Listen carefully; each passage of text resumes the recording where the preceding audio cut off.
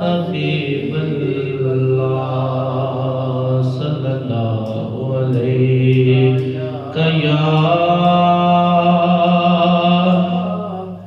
یا رسول اللہ وسلم علیکہ یا حبیب اللہ۔ اپنی حیاتی دا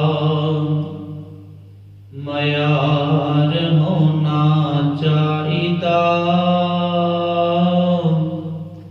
اللہ دے حبیب نال پیار ہونا چاہیدا، کچھ تے حیاتی دا معیار ہونا چاہیدا، اللہ دے حبیب نال پیار ہونا چاہیدا،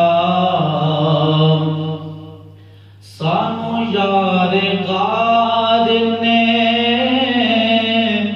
ایہو دسیا اے دوستو،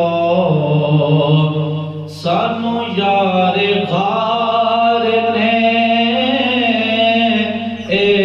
دسیا اے دوستو، سب کچھ سونے تو نثار ہونا چاہیدا، سب کچھ سونے تو نثار ہونا چاہیدا، اللہ دے حبیب نال پیار ہونا چاہیدا، جڑے تیرے نام دیا محفلاں سجاندے نے، جڑے تیرے نام دیا محفلاں سجاندے نے، انہاں بیلیاں دا بیڑا پار ہونا چاہیدا،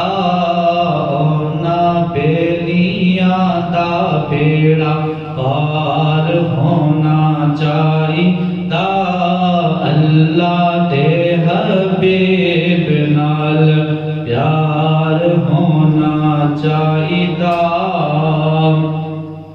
حضرت صدیق دی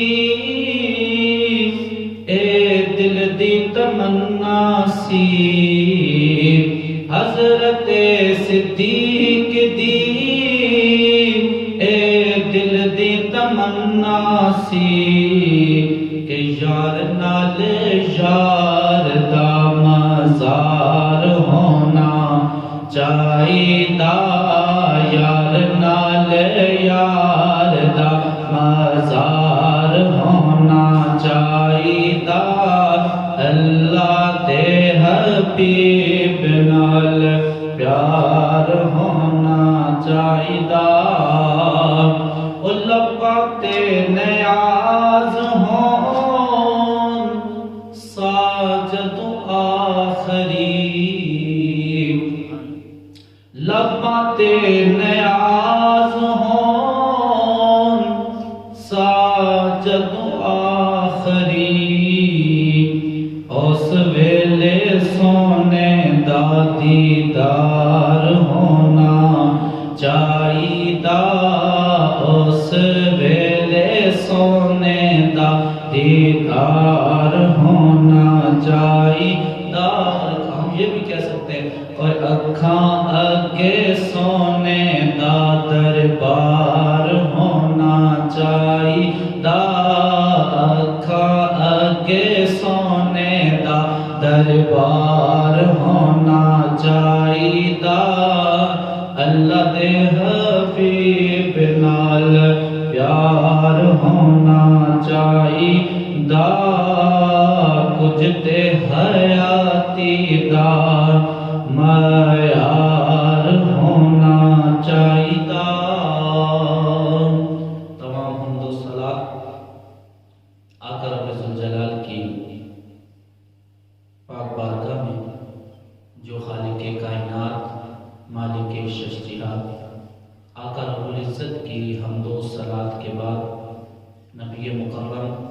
شفیع معظم ساقی کوثر شافی محشر معصوم آمینہ احمد مجتبی محمد مصطفیٰ صلی اللہ علیہ وسلم کے حضور ناز اپنی عقیدتوں محبتوں کا خراج پیش کرنے کے بعد نہایت واجب الاحترام بزرگ دوست احباب، السلام علیکم ورحمۃ اللہ وبرکاتہ۔ اللہ تعالیٰ کی بارگاہ میں دعا ہے رب تعالیٰ میری زبان پر کلمات الحق جاری فرمائے اور مجھ سمیت تمام سننے والوں کو اس پر عمل کی توفیق عطا فرمائے۔ جو آیت کریمہ تلاوت کرنے کا رب تعالیٰ نے شرف عطا فرمایا اور جو میرا موضوع سخن ہے آج آداب رسالت مآب صلی اللہ علیہ وسلم، حضور کی بارگاہ کا ادب۔ یہ چیز سیکھنے کے لیے ہمیں قرآن کا مطالعہ بھی چاہیے اور صحابہ کی زندگی گزارنے کا انداز، کس طرح صحابہ کرام نے حضور کی بارگاہ کا ادب کیا اور امت کے لیے درس چھوڑا۔ 9ویں پارے میں میرا رب ارشاد فرماتا ہے یا ایھا الذین آمنوا استجیبوا للہ وللرسول اذا دعاکم۔ ترجمہ یہ بنتا ہے کہ ایمان والو، اللہ اور اس کے رسول کے بلانے پر حاضر ہو جاؤ۔ ذرا غور کریں،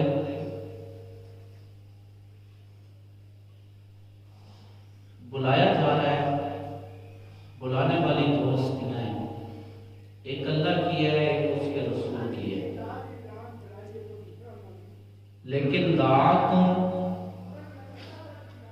ایک ہی ارشاد فرمایا۔ چاہیے یہ تھا کہ ذاتیں دو ہیں تو صیغہ واحد کا نہیں تثنیہ کا دو کا استعمال ہوتا، لیکن یہاں پر فرمایا گیا اے لوگوں جو ایمان لائے ہو، جب اللہ اور اس کا رسول تمہیں بلائے تو حاضر ہو جاؤ۔ گویا اعلان کیا جا رہا ہے رب تعالیٰ کی بارگاہ سے کہ جب تمہیں محبوب بلائیں تو آ جاؤ، اس لیے کہ محبوب کا بلانا میرے رب کا بلانا ہے۔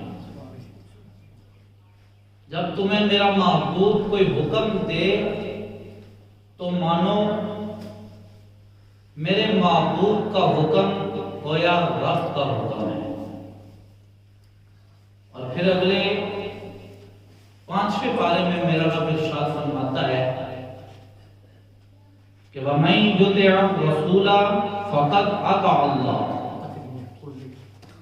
فرمایا وہ جس نے رسول کی اطاعت کی تحقیق اس نے اللہ کی اطاعت کی۔ جس نے رسول کی بات مانی گویا اس نے اللہ کی تحقیق اللہ کی بات مانی۔ ابو سعید خدری فرماتے ہیں میں نماز پڑھ رہا تھا، کریم آقا صلی اللہ علیہ وسلم نے مجھے بلایا، میں حاضر نہ ہو سکا۔ جب نماز سے فارغ ہوا تو میں حاضر خدمت ہو کر عرض کی یا رسول اللہ صلی اللہ علیہ وسلم، میں نماز پڑھ رہا تھا تو امام الانبیاء جناب حضرت محمد مصطفیٰ صلی اللہ علیہ وسلم نے ارشاد فرمایا الم یقول اللہ، کیا نہیں فرمایا اللہ نے استجیبوا للہ وللرسول اذا دعاکم، کہ جب تمہیں اللہ اور اس کا رسول بلائے تو حاضر ہو جاؤ۔ جب تمہیں اللہ اور اس کا رسول بلائے تو حاضر ہو جاؤ۔ معلوم ہوا جس حالت میں بھی بندہ ہو اسے اللہ کے رسول کا پیغام مل جائے تو اسے اللہ کے رسول کی بارگاہ میں حاضر ہونا ضروری ہے، اس لیے کہ اللہ فرماتا ہے اللہ اور اس کا رسول جب بلائے تو حاضر ہو جاؤ۔ کیوں؟ کیونکہ محبوب کی زبان ہے، جو محبوب کی زبان سے نکلا تحقیق وہ اللہ کا ہی حکم ہے۔ اب ذرا غور کریں، اسی لیے تو ہمارے شہنشاہ بریلوی شاہ احمد رضا بریلوی علیہ الرحمہ نے فرمایا تھا حاجیو آؤ آؤ کہ شہنشاہ کا روزہ دیکھو، کعبہ تو دیکھ چکے اب کعبے کا بھی کعبہ دیکھو، کہ تم محبوب کی بارگاہ میں آؤ۔ یہ وہ محبوب ہے کہ جس کی زبان مبارک سے نکلا جملہ گویا تحقیق اللہ رب العزت کا حکم ہے۔ محبوب بلائیں، محبوب حکم دیں، محبوب کی اطاعت تحقیق اللہ کی اطاعت ہے، محبوب کی بات ماننا تحقیق اللہ کی بات ماننا ہے، محبوب سے محبت کرنا تحقیق اللہ سے محبت ہے۔ حضرت حنظلہ ہے نا، ان کی ابھی بھی نئی شادی ہوئی تھی، تو کریم آقا صلی اللہ علیہ وسلم نے غزوہ احد کے لیے اعلان فرمایا۔ تو جب غزوہ احد کے لیے اعلان فرمایا تو جب باقی صحابہ حاضر ہوئے، جب اللہ کے نبی بلائے اور کوئی حاضر نہ ہو، حضرت حنظلہ بھی حاضر ہو گئے۔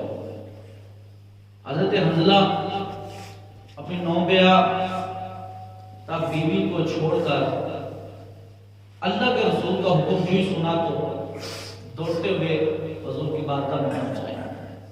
جب حضور کی بارگاہ میں پہنچے تو اس حالت میں تھے کہ ابھی ان پر غسل واجب تھا، غسل نہیں کر پائے۔ انہوں نے کہا کہ غسل کے لیے میں رکا، مطلب جب حضور کا حکم آیا تو انہیں دھیان ہی نہیں رہا، دوڑتے ہوئے حضور کی بارگاہ میں پہنچ گئے۔ قافلہ روانہ ہو گیا، غزوہ احد برپا ہو گئے، آپ شہید ہو گئے۔ حضور نے حکم فرمایا جاؤ تمام غزوہ احد کے شہداء کی میتوں کو سمیٹو، لاشیں اکٹھے کرو، شہداء کو اکٹھے کرو۔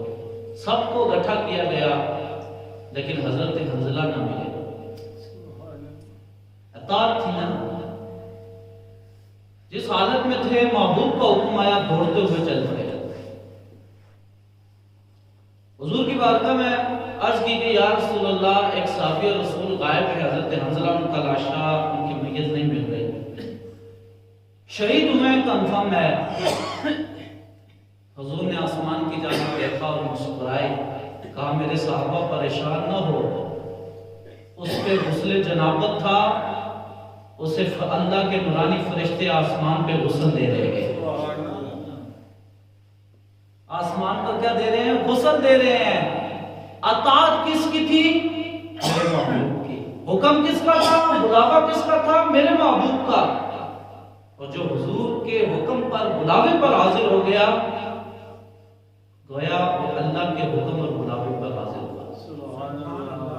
اب آگے دیکھیں، صحابہ اکرام کی جان ساری دیکھیں۔ غزوہ بدر کے موقع پر نبی کریم صلی اللہ علیہ وسلم نے جب اعلان فرمایا کہ مشرکین کے ساتھ جنگ ہونے والی ہے اور مال کا اور اسلام کی سب سے بڑی وہ پہلی عظیم جنگ جس میں 313 صحابہ ہیں اور ہزاروں کے لشکر سے ٹکر لے بیٹھے۔ کیوں؟ اس لیے یہاں پر محبوب کی ذات تھی اور یہ حق اور باطل کی جنگ تھی۔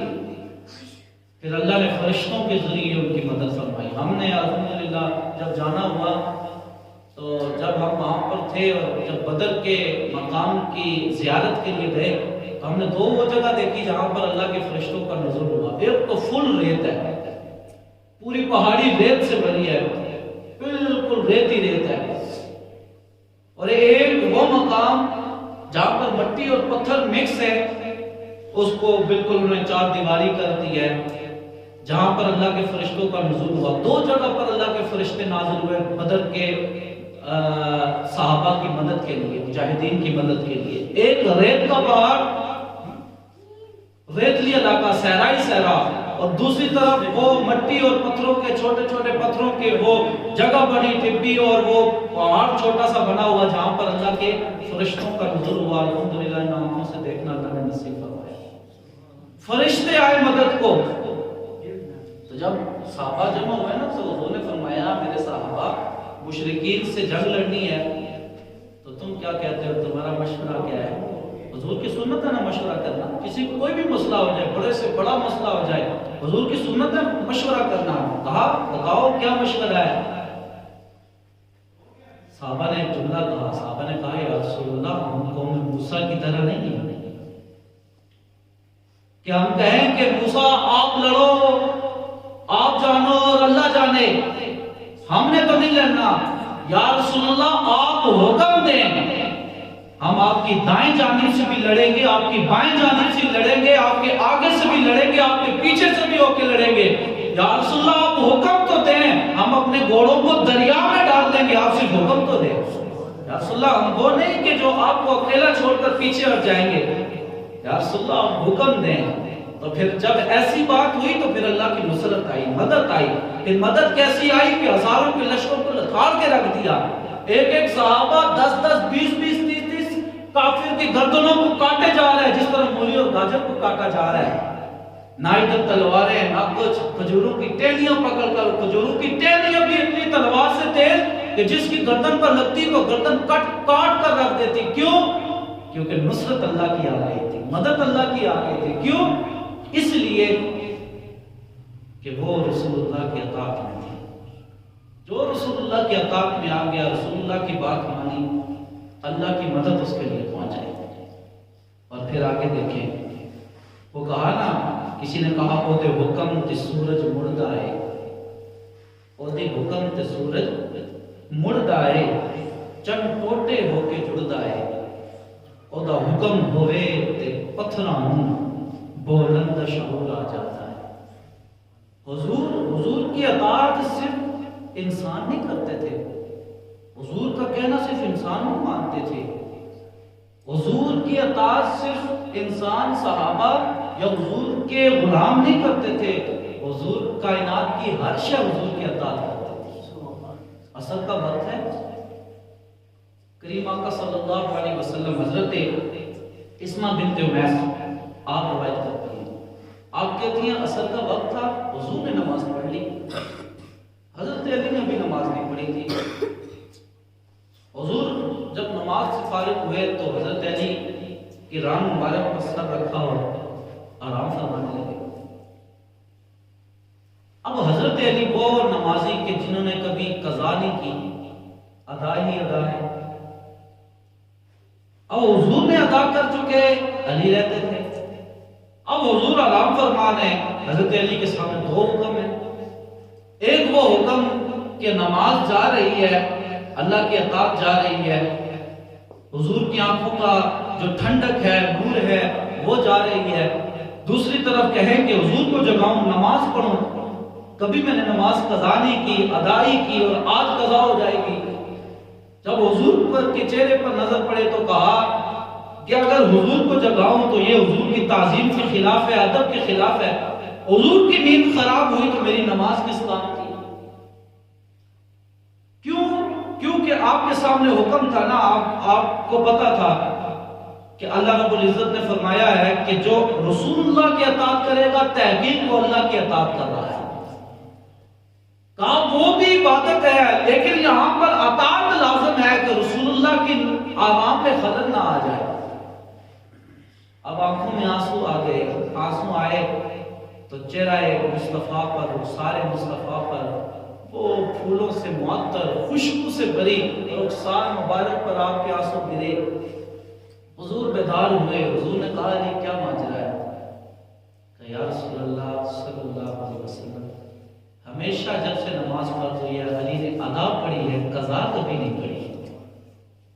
آج عصر کی نماز قضا ہو گئی. حضرت اسمہ بنت امیس کہتے ہیں کہ وہ کہتی ہیں کہ سورج غروب ہو چکا تھا. اصل کی نماز قضا ہو چکی تھی، کہا کبھی قضا پڑھی نہیں، ادا ہی پڑھی ہے۔ کالی چاہتے کیا ہو؟ کہا یا رسول اللہ ہمیشہ ادا پڑھی ہے، علی آج بھی ادا کرنا چاہتا ہے۔ حضرت اسماء بنت امیس کہتی ہیں کہ میرے کریم آقا نبی رحمت صلی اللہ علیہ وسلم نے ہاتھ مبارک اٹھا لیے اور اللہ کی بارگاہ میں دعا کی، اللہم انہم کانا فی طاعتک و طاعت رسولک فردو علیہ الشمس، کہ یا رب العالمین یہ تیری اطاعت میں تھا اور تیرے رسول کی اطاعت میں تھا، اس کے لیے سورج کو موڑ دے۔ کہا رسول اللہ نے انگلی کا اشارہ فرمایا، ڈوبا ہوا سورج پلٹ کر واپس عصر کے مقام پر آ گیا، حضرت علی نے نماز عصر ادا کر دی۔ ایک انسان کی بات نہیں، حضور کے غلام کی بات نہیں، سورج بھی حضور کی اطاعت کرتا ہے، ہمارے نبی کی سورج بھی اطاعت کرتا ہے۔ اور پھر چاند کے 2 ٹکڑے، کفار کہنے لگے جب وہاں پر گئے تو کفار نے کہا کہ کوئی معجزہ دکھاؤ، ایسا معجزہ دکھاؤ جو آج تک نہ کسی نے سنا ہو نہ دیکھا ہو۔ کہا کیا چاہتے ہو؟ کہا وہ چاند ہے، چودھری کا چمکتا ہوا چاند، اگر اس کو توڑ سکتے ہو تو بتاؤ۔ میرے کریم آقا نے انگلی کا اشارہ فرمایا، چاند 2 ٹکڑے ہو گیا، ایک پہاڑی کے اوپر ایک پہاڑی کے ایک سائیڈ پر۔ جب یہ ماجرا دیکھا کفار، کیونکہ ان کے دل پر تو موت لگی ہوئی تھی، جب وہ دیکھا تو کہنے لگے محمد جادوگر ہے، نعوذ باللہ، استغفر اللہ، جادوگر ہے کہ اس نے چاند کے 2 ٹکڑے ہماری آنکھوں کے سامنے 2 چاند کے ٹکڑے ہو کے مانا نہیں۔ لیکن شاعر کہتا ہے او دے حکم تی سورج مڑدا ہے، چند ٹوٹے ہو کے جڑدا ہے، او دا حکم ہوئے تے پتھرانوں بولند شعور آ جاتا ہے۔ اس کا حکم ہو، بس اس کا حکم۔ ابو جہل نے کیا کیا تھا؟ ابو جہل کہنے لگا میری مٹھی میں بتا کیا ہے، میں مان جاؤں گا تو نبی ہے۔ میرے کریم آقا مسکرائے، کہا ابو جہل میں بتاؤں کہ تیری مٹھی میں کیا ہے، یا مٹھی میں جو چیز ہے وہ بتائے کہ میں کون ہے؟ کہا یہ تو بڑی عجیب بات ہے، جو میری مٹھی میں اس کا عقیدہ تھا نا، یقین تھا، یہ پتھر کہاں سے بولیں گے بھائی، یہ کنکریاں 7-6 کنکریاں کہاں سے بولیں گی؟ میرے کریم آقا نے انگلی کا اشارہ فرمایا، پتھر مٹھی کے اندر سے بولنے لگے اور آواز آئی، کہا ابو جہل سن، کس چیز کی آواز آ رہی ہے؟ پتھر بھی پکار رہے تھے، اشہد ان لا الہ الا اللہ و اشہد ان محمد عبدہ و رسولہ، ہم گواہی دیتے ہیں اللہ کے سوا عبادت کے لائق کوئی نہیں، اور یہ جو محمد ہے وہ اللہ کے رسول اور بندے ہیں۔ اور دے حکم تے سورج مڑدا ہے، چند ٹوٹے ہو کے جڑدا ہے، آسان کام نہیں ہے۔ آداب ادب مصطفیٰ صرف انسان نہیں، سورج بھی کر رہا ہے، چاند بھی کر رہا ہے، پتھر بھی کر رہے ہیں، درخت آ گیا، درخت ایک عربی آ گیا، کہنے لگا اے محمد اگر تو سچا ہے، آپ سچے ہیں تو وہ جو درخت ہے وہ آپ کی گواہی دے گا، تو جا کے اس درخت سے کہہ کہ تجھے اللہ اور اس کا رسول بلا رہا ہے۔ وہ گیا، نہ درخت کی آنکھیں ہیں، نہ کان ہے، نہ شعور ہے، نہ عقل ہے، نہ دل ہے، نہ ہاتھ نہ پاؤں، کچھ بھی تو نہیں، لیکن یہی تو میرے مصطفیٰ کا معجزہ ہے۔ کہا جا تو اس درخت سے بات کر، درخت کے پاس گیا، کہا تجھے اللہ اور اس کے رسول کا حکم ہے کہ ان کی بارگاہ میں حاضر ہو۔ درخت اپنا آپ اکھاڑا، جڑوں سمیت رسول اللہ کی بارگاہ میں حاضر ہو گیا۔ وہ جگہ دیکھنا کہ ہمیں نصیب ہوئی جہاں پر مسجد شجر بنی گئی ہے، جہاں پر مسجد شجر ہے، اور وہ مسجد شجر بنی اس جگہ پہ ہے جہاں پر اس درخت نے رسول اللہ کی نبوت کی گواہی دی تھی، آپ کی رسالت کی گواہی دی تھی۔ ان آنکھوں نے وہ منظر بھی دیکھا، الحمدللہ۔ کہا وہ درخت گواہی دے، وہ آیا، رسول اللہ کی گواہی دی۔ آپ رسول اللہ صلی اللہ علیہ وسلم نے پھر حکم دیا، کہا واپس چلا جا اپنی جگہ پہ۔ وہ حکم دینا بھی ایک معجزہ اس لیے تھا کہ کل آنے والے 1400 سال بعد آنے والے جو رسول اللہ کی بارگاہ میں ایسی ایسی ویسی ویسی باتیں کریں گے، وہ یہ نہ کہیں کہ کہیں ہوا چلی، ہوا کا زور زیادہ تھا تو درخت چل کر اس سائڈ پہ آ گیا اور یہ مشہور ہو گیا۔ نہیں، کہا گواہی دے دی، اب واپس اپنی جگہ پہ چلا جا تاکہ دنیا کو پتہ چل جائے یہ اختیارات مصطفیٰ میں آتا ہے کہ چاہے تو درخت کو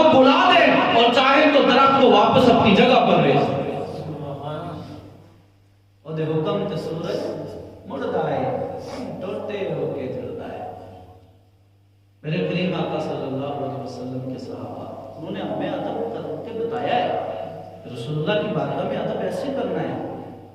ایک تو صحابہ آپ کو کہا نا کہ وہ نماز پوری پڑھ کے حضور کی بارگاہ میں حاضر ہو گئے، اور تمہیں نبیوں کے بعد دنیا میں سب سے زیادہ جو افضل ہے سیدنا صدیق اکبر کی بات سنا۔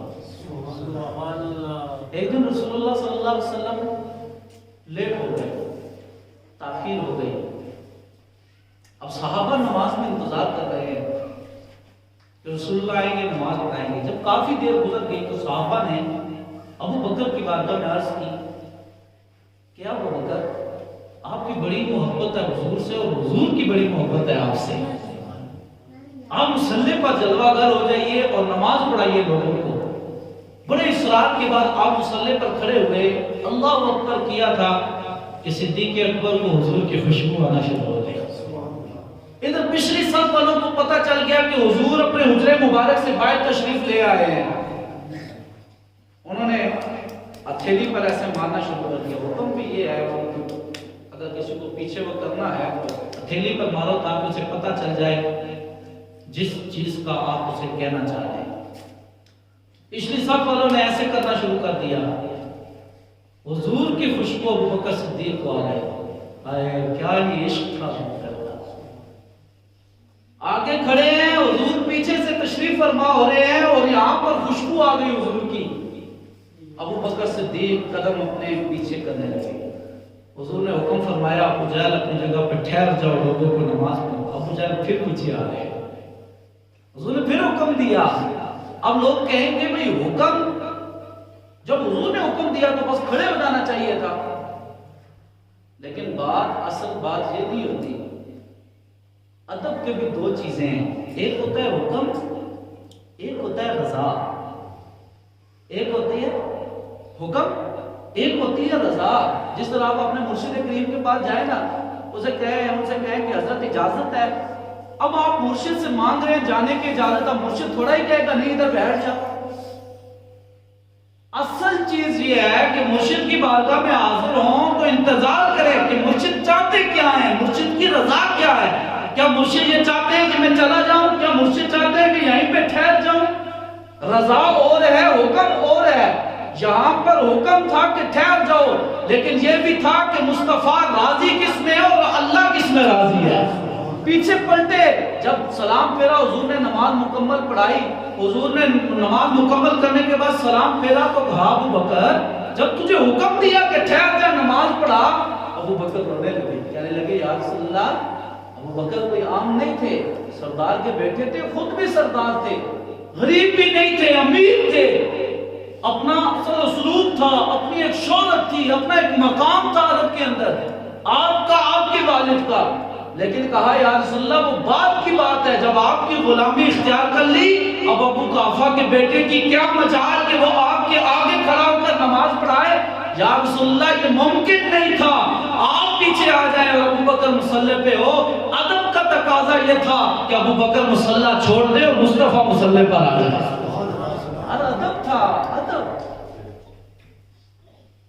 پھر آپ کو ابو بکر کی ایک اور بات سنا دوں ادب کے لحاظ سے، غالب ہو رہا ہے نا، حضور نبی رحمت صلی اللہ علیہ وسلم کے ثانی اثنین جس کو قرآن نے کہا، وہ دوست صاحب جو اس غار میں تھا، اللہ جس کی گوائیوں قرآن دے رہا ہے، اتنی بڑی محبت کے دلیل اور اتنی وفاداری حضور سے کہ قرآن میں رب ارشاد فرماتے ثانی اثنین، وہ دو جو اس غار میں تھے، اللہ اللہ اللہ، ایک حضور کی ذات، ایک ابو بکر صدیق کی ذات، اللہ۔ اب ادب کیا تھا؟ اللہ، اطاعت کیا ہے جانیں۔ ابو بکر صدیق نے ایڑی رکھی ہوئی ہے، واقعہ تو آپ کو سب کو یاد ہے، ایڑی رکھی ہوئی ہے، حضور ران مبارک پر آرام فرمائے، اقسام دستر ہے۔ ویسے حضور کے صحابہ کا یہ انداز تھا نا، ایک تکیہ کلام جس کو کہتے ہیں، ہمارا تکیہ کلام گالی سے شروع اور گالی پہ ختم ہوتا ہے، ٹھیک ہے، ماں بہن بیٹی پتہ نہیں کس کس کی گالیوں سے شروع ہوتا ہے، گالیوں پہ ختم ہو جاتا ہے۔ صحابہ سابقہ تک یہ کلام یہ تھا فدا کا ابی و امی یا رسول اللہ، یا رسول اللہ میرے ماں میرے باپ آپ پر قربان ہو جائیں۔ جب بھی رسول اللہ کی بارگاہ میں حاضر ہوتے ہیں نا، آپ کا تکیہ کلام صحابہ کا یہ ہوتا فدا کا ابی و امی یا رسول اللہ، فدا کا ابی و امی و روحی و قلبی یا رسول اللہ، کہ یا رسول اللہ میرا باپ میری ماں میری روح میری جان میرا دل میرا سب کچھ یا رسول اللہ پر قربان ہو جائے۔ یہ صحابہ کا تکیہ کلام تھا۔ آپ مجھے بتائیں عام حالت میں یہ بات ہو رہی ہو اور پھر مشکل وقت آ جائے مشکل وقت آ جائے مشکل وقت آ جائے تو پھر یہ چیزیں یاد نہیں رہتی۔ مشکل وقت آ جائے نا یہ چیزیں یاد نہیں رہتی۔ کٹن گھڑی آ جائے نا، اچانک سے آگ لگ جائے، اچانک سے سانپ، فرض کریں میں مثال دیتا ہوں، یہاں پہ سانپ آ جائے علی مت جائے ڈسنا شروع کر دے تو اور زیادہ شور شرابہ، مسجد کا ہونے کے باوجود اجتماع کے اجتماع، پنڈال کا پنڈال، ایک سانپ آ جائے ڈسنے والا پورا پنڈال خالی ہو جائے گا۔ ہوگا کہ نہیں ہوگا؟ ہو جائے گا۔ کیوں سانپ کوئی ڈسے گا؟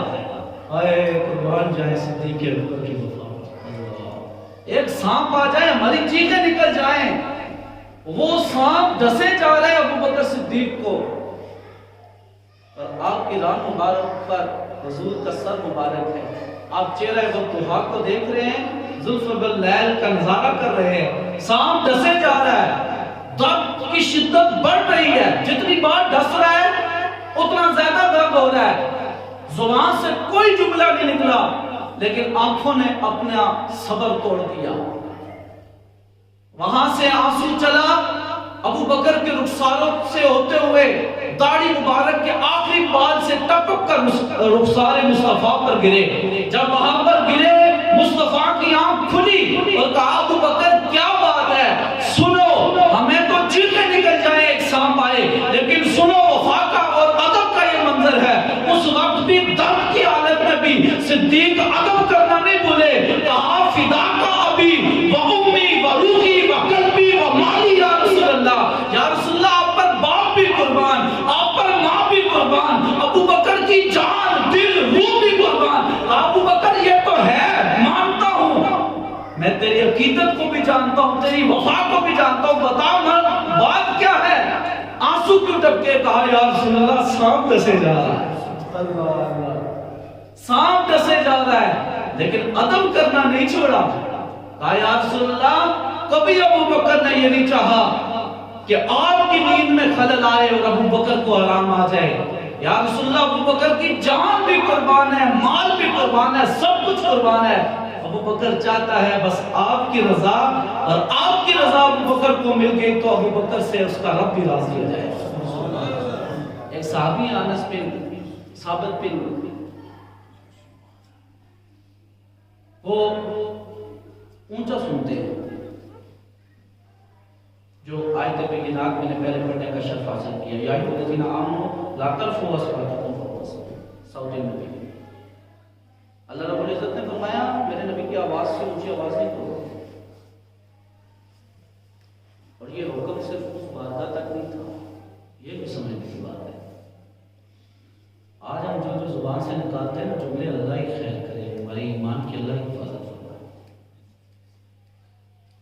ہم رسول اللہ کی ذات پر انگلیاں اٹھانا شروع کر دیتے ہیں، سمجھتے ہی نہیں، سوچتے ہی نہیں کہ اس سے کہیں اللہ اس کا رسول ناراض نہ ہو۔ ایک صحابی ہے، ان کی آواز کو سنتے اونچے تھے، انصاری صحابی تھے، اونچے سنتے تھے۔ جب یہ حکم نازل ہوا نا تو آپ 3 دن تک حاضر نہیں ہوئے بارگاہ رسالت میں، ایک کمرے میں گھر کے ایک کمرے میں آخری کونے میں زور و کتاب ہو رہے جاتے ہیں، کیونکہ اس آیت بینات میں آیت کریمہ میں آخری حکم یہ ہے کہ اس کے سارے عمل ضائع ہو جائیں گے، اس کو خبر بھی نہیں ہوگی۔ اس نے کہا صحابی رسول کہنے لگے میرے سارے عمل تو ضائع ہی ہو گئے، روئے جا رہے ہیں، ایک دن گزرا، دوسرا دن گزرا، تیسرا دن گزرا، حضور نے دیکھا میرا غلام نہیں ہے، کہا صحابہ میرا غلام کدھر ہے؟ کہا یا رسول اللہ جب سے یہ حکم آیا ہے وہ زار و قطار اپنے کمرے میں روئے جا رہا ہے۔ کہا جاؤ میرے اس غلام کو بلا کر لے آؤ۔ جب اس کو بلایا گیا وہ حضور کی بارگاہ میں حاضر ہوئے نا، جب حاضر ہوئے تو رونے لگے، کہنے لگے یا رسول اللہ مریض کریم آقا معاف فرما دے، جب سے اللہ نے حکم فرمایا ہے نا کہ اپنی آوازوں کو نبی کی آواز سے اونچا نہ کرو، تمہیں پتہ بھی نہیں چلے گا تمہارے عمل کیسے ضائع ہو گئے۔ یا رسول اللہ میں مریض ہوں، میں جان بوجھ کے آپ کی آواز سے اونچی آواز نہیں کر رہا ہوں۔ یا رسول اللہ میں مریض ہوں، سنتا ہی اونچا ہوں، کرم فرمائیے، میرے لیے دعائے مغفرت فرمائیے، میرے لیے دعائے شفا فرمائیے۔ جب حضور نے ان کا رونا دیکھا نا تو حضور نے اپنے بازو کھول لیے، کہا میرے سینے سے لگے۔ قربان جائے آپ صحابہ کے مقدر کا، حضور نے سینے سے لگا لیا۔ حضور نے کہا میرے غلام، میرے صحابہ مجھ سے اتنی محبت کرتا ہے اور اتنا ادب کرتا ہے، کہا یا رسول اللہ فداک ابی و امی، یا رسول اللہ، یا رسول اللہ میرے ماں باپ آپ پر قربان ہو جائیں، میرے پاس تو آپ کے ادب کے سوا ہے ہی کچھ نہیں۔ میرے کریم آقا نے جب صحابی کا یہ ادب دیکھا نا تو پھر 3 خوشخبریاں دی، 3 خوشخبریاں دی۔ کہا تو اتنا ادب کرتا ہے میری بارگاہ کا، اتنا ادب کرتا ہے اللہ کے نبی کا، سن اللہ تجھے کامیاب زندگی عطا فرمائے گا، اللہ تعالیٰ تجھے شہادت کی موت عطا فرمائے گا، اور میں دعا کر رہا ہوں یا رب العالمین اس میرے غلام کو اس ادب کی وجہ سے بغیر حساب و کتاب کے جنت عطا فرما۔ اللہ اکبر، یار ادب پہلا کرینہ ہے محبت کے قریب۔ میں نے یہ جملہ اپنے مرشد کی زبان سے سنا تھا، ادب پہلا کرینہ ہے محبت کے قریب۔ ادب آ گیا تو سب کچھ آ گیا، ادب نہیں تو آپ کے پاس کچھ بھی نہیں، کچھ بھی نہیں۔ کسی نے پوچھا، ایک مفسر کا ان کا نام میرے ذہن سے نکل گیا، ان سے پوچھا گیا، سوال کیا گیا بتائیں دین کا نچوڑ 2 لفظوں میں اگر بتاؤ تو کیا ہے؟ انہوں نے کہا دین کا نچوڑ اگر 2 لفظوں میں سننا چاہتے ہو تو ادب کے سوا کچھ بھی نہیں ہے۔ ادب ہے، ادب ہے، جو ادب کرنا سیکھ گیا وہ سب کچھ سیکھ گیا، وہ کامیاب ہو گیا۔ اور حضور کی بارگاہ سے صحابہ کا یہی درس ملتا ہے، تمہیں اگر کامیابی چاہیے تو رسول اللہ کا ادب کرو، تمہیں اگر مرتبہ چاہیے تو رسول اللہ کی بارگاہ کا ادب کرو، تمہیں اگر مرتبہ چاہیے صحابہ، آل بیت، ازواج رسول، حضور کی ہر نسبت کا ادب کرو۔ اور الحمدللہ الحمدللہ 14 صدیاں گزر گئی، اللہ ہمارے علماء کو، اللہ ہمارے مفسروں کو، اللہ ہمارے محدثین کو، اللہ صحیح العقائد ہر محدث کو، ہر مکتبہ فکر کے جتنے بھی علماء گزرے جو صحیح العقائد ہیں، اللہ ان کو جزائے خیر عطا فرمائے، جنہوں نے ہر لمحے ہماری رہنمائی کی اور ادب مصطفیٰ سکھایا۔ یار آج ہمارا بچہ حضور کے مدینے کی بات کرتا ہے، کیوں کرتا ہے؟ اسی لیے کرتا ہے کہ ان بزرگوں نے محنت کی ہوئی ہے۔ حضور نے فرمایا نا کہ اپنی اولاد کو اللہ اور اس کے رسول اور آل بیت کی محبت سکھاؤ۔ اب آپ سوچیں سمجھیں، سوال اٹھتا ہے ذہن میں کہ یہ ادب اور یہ محبت ہم سکھائیں گے کیسے؟ تو مجھے بتائیں، میں ایک دم سے جلدی سے مثال دیتا ہوں۔ اب والد پریشان ہونا، کاروبار میں نقصان ہو جائے، کوئی ٹینشن ہو، گھر میں آتا ہے، ایک طریقہ ہی سیکھ لے آپ لوگ، میں اس پر عمل کر لیں تو شاید ہمارے بچے ادب مصطفیٰ اور محبت مصطفیٰ سیکھنا شروع ہو جائیں گے۔ باپ آئے نا باہر سے پریشان ہو تو چہرے سے نمایاں ہوتا ہے، اولاد جان جاتی ہے، گھر والے جان جاتے ہیں آج اس کو پریشانی ہے، تو فوراً سے بچوں سے ماں کہتی ہے شور نہیں کرنا، آج تمہارے پاپا بڑے پریشان ہیں، کاروبار میں نقصان ہو گیا۔ خوش ہونا، خوش باپ گھر آئے تو پھر ماں کہتی ہے آج پاپا سے جو مانگو نا تمہیں ملے گا، کیونکہ آج تمہارے والد کو بڑا نفع پہنچا ہے۔ ہمارے حلیے سے، ہمارے کردار سے، ہمارے حال سے ہماری اولاد سیکھتی ہے۔ اگر پریشان آئیں تو ماں یہ درس دیتی ہے تنگ نہیں کرنا والد کو، آج پریشان ہے، کاروبار میں نقصان ہو گیا ہے۔ اگر وہی والد جب گھر میں آئے اور بستر سر پر اوڑھ کے رو رہا ہو، بتائیں، بچے ماں سے پوچھیں گے بتاؤ امی آج ابو کو کیا ہوا ہے، تو والدہ کہے ٹھہرو تمہارے کام کی بات نہیں ہے. پھر بچے پوچھیں گے بتاؤ ابو کی چیخوں کی آواز آ رہی ہے، رو رہے ہیں، کیوں رو رہے ہیں؟ تو ماں جب بچوں کو بتائے گی نا آج تمہارے والد کو مدینہ یاد آ گیا ہے، آج تمہارے والد کو حضور کی یاد آ رہی ہے، آج تمہارے والد کو صحابہ کا وہ کردار یاد آ گیا جنہوں نے جان ساری کی رسول اللہ کی بارگاہ میں، شہادتیں حاصل کی، جامع شہادت نوش فرمایا. آج تمہارے والد کو صدیق یاد آ رہے ہیں، آج تمہارے والد کو ابو بکر یاد آ رہے ہیں، عمر یاد آ رہے ہیں، عثمان یاد آ رہے ہیں، علی یاد آ رہے ہیں. آج تمہارے والد کو شہدائے کربلا کی یاد آ گئی ہے. مجھے بتاؤ 2 سے 3 بار تمہارا یہ عمل کرنا ہوگا کہ تمہارے بچوں کی آنکھوں میں بھی مدینے کی یاد میں آنسو بہنا شروع ہو جائیں گے. تمہارے بچوں کی آنکھوں میں بھی کربلا کا جب ذکر چھڑے گا تو آنسو بہنا شروع ہو جائیں گے. جب مدینے کا ذکر ہوگا، صحابہ کا ذکر ہوگا، ازواج رسول کا ذکر ہوگا، تمہارے بچوں کے دل میں بھی محبت جاگ اٹھے گی، ان کے چہرے پہ مسکراہٹ آ جائے گی، آنکھوں میں آنسو آ جائیں گے. کیوں؟ اس لیے رسول اللہ نے فرمایا اپنی اولاد کو محبت اللہ کی بھی محبت کا درس دو، رسول اللہ کی محبت کا بھی درس دو، اور درس دینے کا طریقہ والدین کی زندگی ہے. اللہ تعالیٰ ہمیں ادب مصطفیٰ کرنے کی توفیق عطا فرمائے ہر لحاظ سے، اور ادب مصطفیٰ ہو، اور پھر ادب صحابہ ہو، پھر ادب ازواج رسول ہو، پھر ادب اولاد رسول ہو. یہ کامیابی کا ایک ذریعہ ہے. اللہ تعالیٰ آپ کو مجھے کامل طور پر آداب رسول کرنے کی توفیق عطا فرمائے. وما توفیقی الا باللہ. تمامی حضرات سنتیں عطا فرمائے.